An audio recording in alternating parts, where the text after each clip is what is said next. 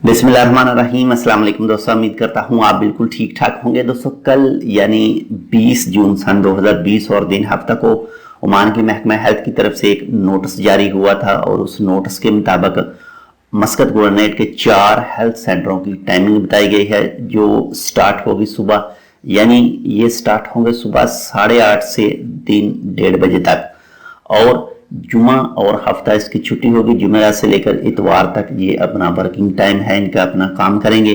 तो चलिए बताता हूँ मैं आपको उसमें कौन कौन से 4 ये सेंटर हैं जहां पर आप कोविड-19 के टेस्ट करवा सकते हैं। तो वीडियो तक जाने से पहले एक छोटी सी अर्ज कि अगर आपने अभी तक हमारा ये channel tech with Urdu subscribe नहीं किया तो आप इसको सब्सक्राइब कर सकते हैं। तो सबसे जो पहला है वो है मतरा वलायत में मेडिकल फिटनेस एग्जामिनेशन सेंटर इन दारसेत वीजा मेडिकल एग्जामिनेशन सेंटर। तो ये सुबह 8:30 से दिन 1:30 बजे तक है।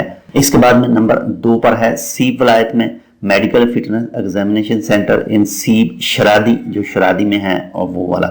इसके बाद में नंबर 3 पर है, वो भी सीब वलायत में है, medical fitness examination centre in Rusayl visa medical examination centre.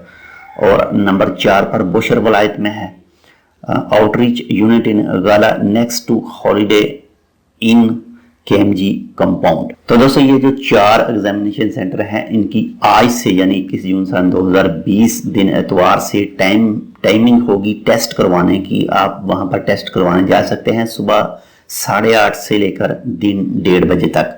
Number 1, आप जब भी कोविड-19 के टेस्ट करवाने के लिए यहाँ पर जाएं तो अपने पास कोई ना कोई वैलिड पेपर जरूर रखें।